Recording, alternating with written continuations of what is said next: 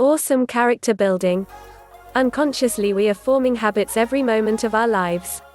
Some are habits of a desirable nature, some are those of a most undesirable nature.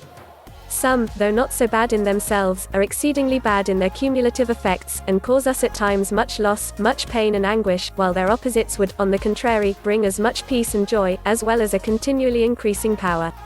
Have we it within our power to determine at all times what types of habits shall take form in our lives? In other words, is habit forming, character building, a matter of mere chance, or have we it within our own control? We have, entirely and absolutely. I will be what I will to be, can be said and should be said by every human soul. After this has been bravely and determinedly said, and not only said, but fully inwardly realized, something yet remains. Something remains to be said regarding the great law underlying habit forming, character building, for there is a simple, natural, and thoroughly scientific method that all should know. A method whereby old, undesirable, earth-binding habits can be broken, and new, desirable, heaven-lifting habits can be acquired, a method whereby life in part or in its totality can be changed, provided one is sufficiently in earnest to know and, knowing it, to apply the law. Thought is the force underlying all. And what do we mean by this? Simply this: your every act, every conscious act, is preceded by a thought. Your dominating thoughts determine your dominating actions. In the realm of our own minds we have absolute control, or we should have, and if at any time we have not, then there is a method by which we can gain control, and in the realm of the mind become thorough masters. In order to get to the very foundation of the matter, let us look to this for a moment. For if thought is always parent to our acts, habits, character, life, then it is first necessary that we know fully how to control our thoughts. Here let us refer to that law of the mind which is the same as is the law in connection with the reflex nerve system of the body, the law which says that whenever one does a certain thing in a certain way it is easier to do the same thing in the same way the next time, and still easier the next, and page 3. The next, until in time it comes to pass that no effort is required, or no effort worth speaking of, but on the opposite would require the effort. The mind carries with it the power that perpetuates its own type of thought, the same as the body carries with it through the reflex nerve system the power which perpetuates and makes continually easier its own particular acts. Thus a simple effort to control one's thoughts, a simple setting about it, even if at first failure is the result, and even if for a time failure seems to be about the only result, will in time, sooner or later, bring him to the point of easy, full, and complete control. Each one, then, can grow the power of determining, controlling his thought, the power of determining what types of thought he shall and what types he shall not entertain. For let us never part in mind with this fact, that every earnest effort along any line makes the end aimed at just a little easier for each succeeding effort, even if, as has been said, apparent failure is the result of the earlier efforts. This is a case where even failure is success, for the failure is not in the effort, and every earnest effort adds an increment of power that will eventually accomplish the end aimed at. We can, then, gain the full and complete power of determining what character, what type of thoughts we entertain. Shall we now give attention to some 2 or 3 concrete cases? Here is a man, the cashier of a large mercantile establishment, or cashier of a bank.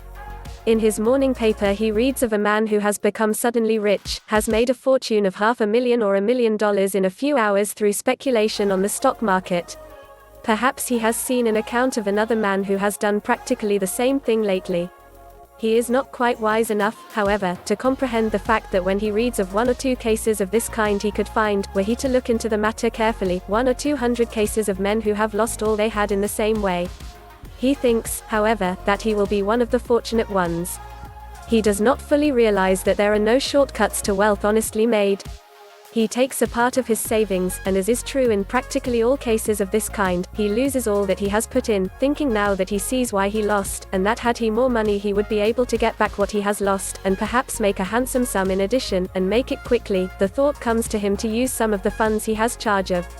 In 9 cases out of 10, if not 10 cases in every 10, the results that inevitably follow this are known sufficiently well to make it unnecessary to follow him farther. Where is the man's safety in the light of what we have been considering? Simply this: the moment the thought of using for his own purpose funds belonging to others enters his mind, if he is wise he will instantly put the thought from his mind. If he is a fool he will entertain it. In the degree in which he entertains it, it will grow upon him, it will become the absorbing thought in his mind, it will finally become master of his willpower, and through rapidly page 4. Succeeding steps, dishonor, shame, degradation, penitentiary, remorse will be his. It is easy for him to put the thought from his mind when it first enters, but as he entertains it, it grows into such proportions that it becomes more and more difficult for him to put it from his mind, and by it becomes practically impossible for him to do it. The light of the match, which but a little effort of the breath would have extinguished at first, has imparted a flame that is raging through the entire building, and now it is almost if not quite impossible to conquer it. Shall we notice another concrete case? A trite case, perhaps, but one in which we can see how habit is formed, and also how the same habit can be unformed. Here is a young man, he may be the son of poor parents, or he may be the son of rich parents, one in the ordinary ranks of life, or one of high social standing, whatever that means. He is good-hearted, one of good impulses generally speaking, a good fellow. He is out with some companions of the same general type. They are out for a pleasant evening, out for a good time. They are apt at times to be thoughtless, even careless. The suggestion is made by one of the company, not that they get drunk, no, not at all, but merely that they go and have something to drink together. The young man whom we first mentioned, wanting to be genial, scarcely listens to the suggestion that comes into his inner consciousness that it will be better for him not to fall in with the others in this. He does not stop long enough to realize the fact that the greatest strength and nobility of character lies always in taking a firm stand on the aid of the right, and allow himself to be influenced by nothing that will weaken this stand. He goes, therefore, with his companions to the drinking place. With the same or with other companions this is repeated now and then, and each time it is repeated his power of saying no is gradually decreasing. In this way he has grown a little liking for intoxicants, and takes them perhaps now and then by himself. He does not dream, or in the slightest degree realize, what way he is tending, until there comes a day when he awakens to the consciousness of the fact that he hasn't the power nor even the impulse to resist the taste which has gradually grown into a minor form of craving for intoxicants. Thinking, however, that he will be able to stop when he is really in danger of getting into the drink habit, he goes thoughtlessly and carelessly on. We will pass over the various intervening steps and come to the time when we find him a confirmed drunkard. It is simply the same old story told 1,000 or even 1,000,000 times over. He finally awakens to his true condition, and through the shame, the anguish, the degradation, and the want that comes upon him he longs for a return of the days when he was a free man. But hope has almost gone from his life. It would have been easier for him never to have begun, and easier for him to have stopped before he reached his present condition, but even in his present condition, be it the lowest and the most helpless and hopeless that can be, page 5. Imagined, he has the power to get out of it and be a free man once again. Let us see. The desire for drink comes upon him again. If he entertains the thought, the desire, he is lost again. His only hope, his only means of escape is this, the moment, the very instant the thought comes to him, if he will put it out of his mind he will thereby put out the little flame of the match. If he entertains the thought the little flame will communicate itself until almost before he is aware of it a consuming fire is raging, and then effort is almost useless. The thought must be banished from the mind the instant it enters, dalliance with it means failure and defeat, or a fight that will be indescribably fiercer than it would be if the thought is ejected at the beginning. And here we must say a word regarding a certain great law that we may call the law of indirectness. A thought can be put out of the mind easier and more successfully, not by dwelling upon it, not by attempting to put it out directly, but by throwing the mind onto some other object, by putting some other object of thought into the mind. This may be, for example, the ideal of full and perfect self-mastery, or it may be something of a nature entirely distinct from the thought which presents itself, something to which the mind goes easily and naturally. This will in time become the absorbing thought in the mind, and the danger is past. This same course of action repeated will gradually grow the power of putting more readily out of mind the thought of drink as it presents itself, and will gradually grow the power of putting into the mind those objects of thought one most desires. The result will be that as time passes the thought of drink will present itself less and less, and when it does present itself it can be put out of the mind more easily each succeeding time, until the time comes when it can be put out without difficulty, and eventually the time will come when the thought will enter the mind no more at all. Still another case, you may be more or less of an irritable nature naturally, perhaps, provoked easily to anger. Someone says something or does something that you dislike, and your first impulse is to show resentment and possibly to give way to anger. In the degree that you allow this resentment to display itself, that you allow yourself to give way to anger, in that degree will it become easier to do the same thing when any cause, even a very slight cause, presents itself. It will, moreover, become continually harder for you to refrain from it, until resentment, anger, and possibly even hatred and revenge become characteristics of your nature, robbing it of its sunniness, its charm, and its brightness for all with whom you come in contact. If, however, the instant the impulse to resentment and anger arises, you check it then and there, and throw the mind onto some other object of thought, the power will gradually grow itself of doing this same thing more readily, more easily, as succeeding like causes present themselves, until by and by the time will page 6. Come when there will be scarcely anything that can irritate you, and nothing that can impel you to anger, until by and by a matchless brightness and charm of nature and disposition will become habitually yours, a brightness and charm you would scarcely think possible today. And so we might take up case after case, characteristic after characteristic, habit after habit.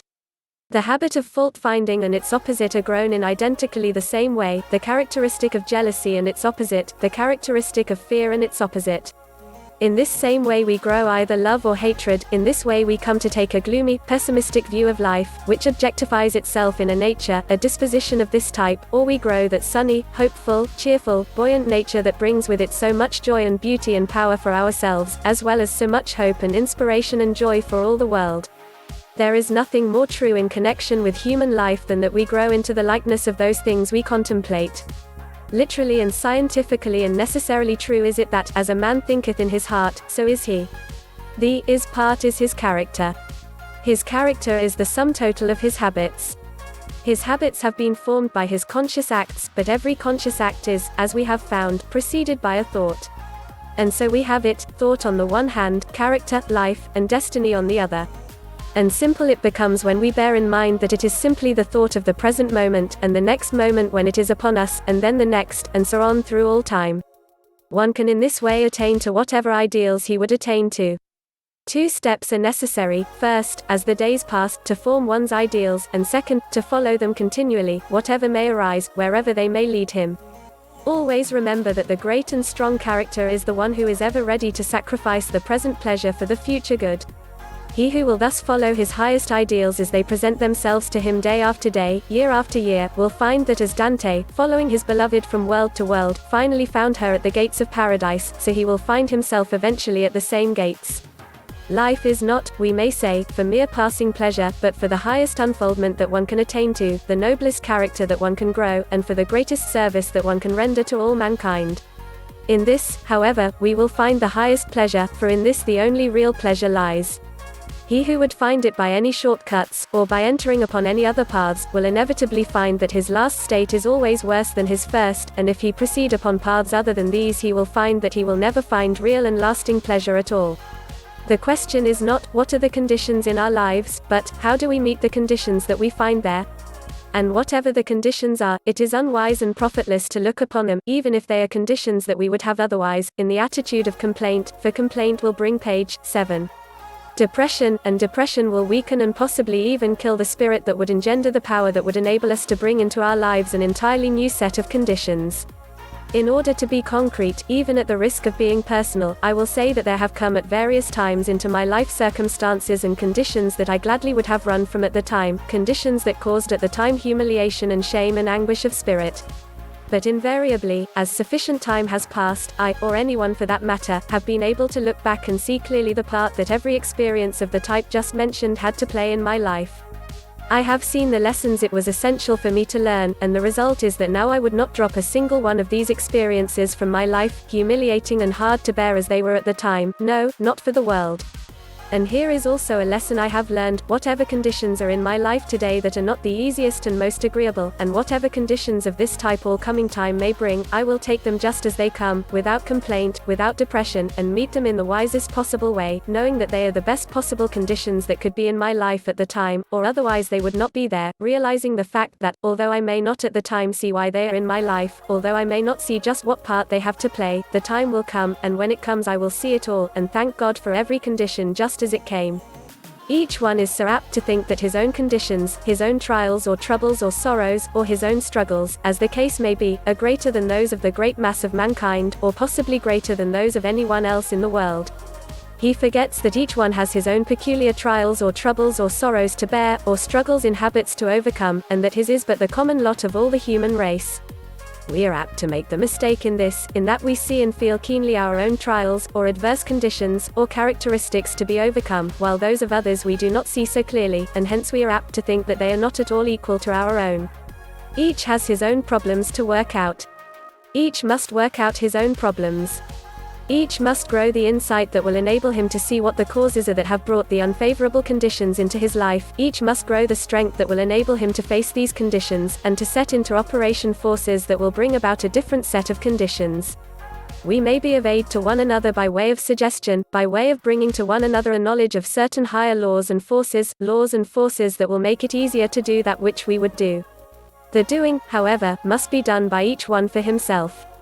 And so the way to get out of any conditioning we have got into, either knowingly or inadvertently, either page 8, intentionally or unintentionally, is to take time to look the conditions squarely in the face, and to find the law whereby they have come about. And when we have discovered the law, the thing to do is not to rebel against it, not to resist it, but to go with it by working in harmony with it. If we work in harmony with it, it will work for our highest good, and will take us wheresoever we desire. If we oppose it, if we resist it, if we fail to work in harmony with it, it will eventually break us to pieces. The law is immutable in its workings. Go with it, and it brings all things our way; resist it, and it brings suffering, pain, loss, and desolation. True it is, then, not, what are the conditions in one's life? But, how does he meet the conditions that he finds there? This will determine all. And if at any time we are apt to think that our own lot is about the hardest there is, and if we are able at any time to persuade ourselves that we can find no one whose lot is just a little harder than ours, let us then study for a little while the character Pompilia, in Browning's poem, and after studying it, thank God that the conditions in our life are so favorable, and then set about with a trusting and intrepid spirit to actualize the conditions that we most desire.